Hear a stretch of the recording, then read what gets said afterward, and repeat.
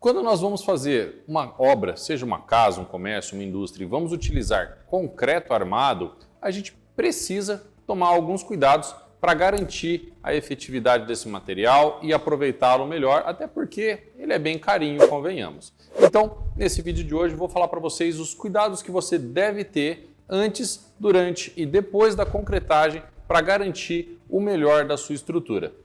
Roda a vinheta!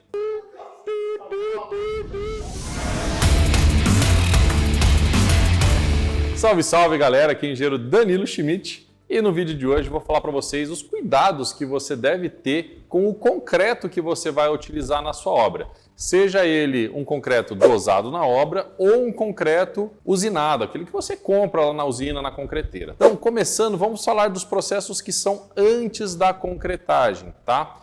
Primeiro de tudo, locação e montagem das formas. Danilo, o que isso tem a ver com o concreto? Com o concreto, nada. Mas com a estrutura sim. Então estamos falando da qualidade da estrutura como um todo. Na hora de você fazer a locação do gabarito da sua obra e assim marcar a posição da estrutura, tenha certeza de estar bem alinhada, bem nivelada. Por quê? Uma locação errada da estrutura, principalmente no momento da fundação, pode comprometer toda a qualidade da sua estrutura como um todo. Então o primeiro passo é você assegurar a locação e a montagem das formas, tá? Se você for fazer aqui uma forma contra barranco, editor, puder botar daí a imagem na tela, por favor, que é essa quando a gente escava e já concreta direto no buraco, sem a tábua de madeira ali, tenha o cuidado de colocar ou uma lona protegendo todo esse buraco, ou então fazer um chapisco nas paredes desse barranco. Ai, Danilo, mas por que precisa disso? Porque na hora que você concretar, você não quer que o seu concreto perca água para esse solo, tá? Porque se ele perder água para o solo, vai diminuir a resistência do seu concreto e assim comprometer a qualidade da sua estrutura. Então é importante ou forrar com uma lona ou então fazer o chapisco contra barranco. Outra coisa muito importante, quando você já estiver com a forma pronta e for colocar a sua ferragem, é você não se esquecer de colocar os espaçadores. Tem esse modelo que é o cadeirinha, e tem esse modelo que é o chamado de estrela. E os dois têm a mesma função, que é garantir o cobrimento do concreto, que é aquela camada de concreto em relação ao aço, tá? O espaçador, ele serve então para garantir o cobrimento da armadura. E se você não coloca, o que vai acontecer é que depois que você tirar a sua forma, né, concluindo essa concretagem, vai ficar essas tão famosas aí bicheiras com esse aço exposto. O aço pode oxidar, né, enferrujar e aí vai dar problema na sua estrutura. Importantíssimo também é você ter a especificação correta do seu concreto. Caso você tenha contratado o projeto estrutural, que eu recomendo, vai estar lá no seu projeto qual é o concreto que você tem que comprar. Já vai falar então a resistência, o tipo do agregado, se é brita, se é pedrisco, enfim,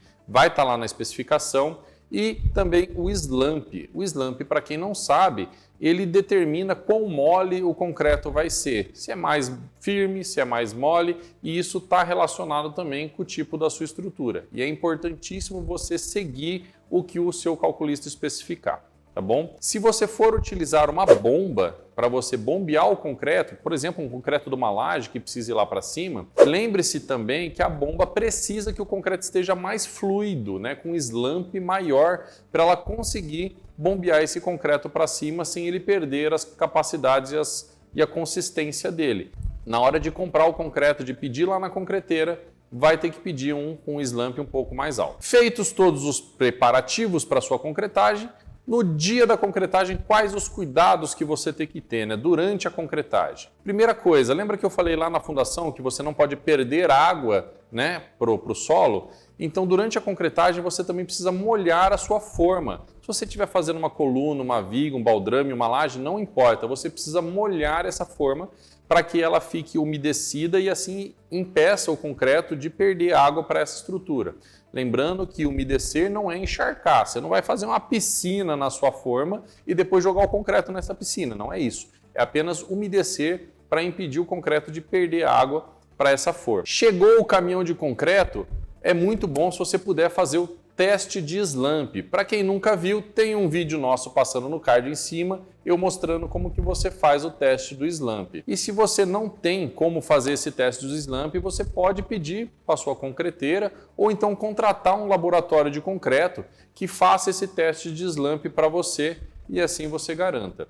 Não é muito comum em obras de menor porte o pessoal fazer esse ensaio, mas é muito bom, se você tiver condição, fazer para garantir a sua estrutura. Depois, na hora que você estiver colocando esse concreto na estrutura, o próximo passo a você tomar cuidado é deixar o likezão aqui no vídeo, porque com esse like a gente vai poder levar esse conteúdo para mais pessoas e assim mais pessoas vão poder fazer a sua concretagem da maneira correta e evitar ter problemas estruturais. Importante a gente falar aqui também sobre a vibração do concreto, tá? Na hora que você joga esse concreto dentro da forma, ele precisa adensar, ele precisa ocupar todos os buracos para assim ter o preenchimento correto.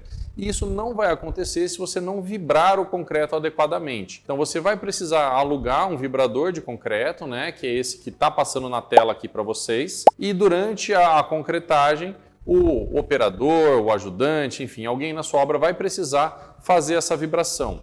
O vibrador ele precisa entrar pelo menos até metade da profundidade do seu elemento. Então, se você tiver uma viga que tenha 40 centímetros de profundidade, o vibrador precisa descer pelo menos 20 centímetros, tá? Nessa profundidade para poder adensar todo esse material. É importante que o vibrador não fique tempo demais dentro da estrutura, senão ele pode desagregar, ou seja, separar a pedra da areia e cimento, isso a gente não quer.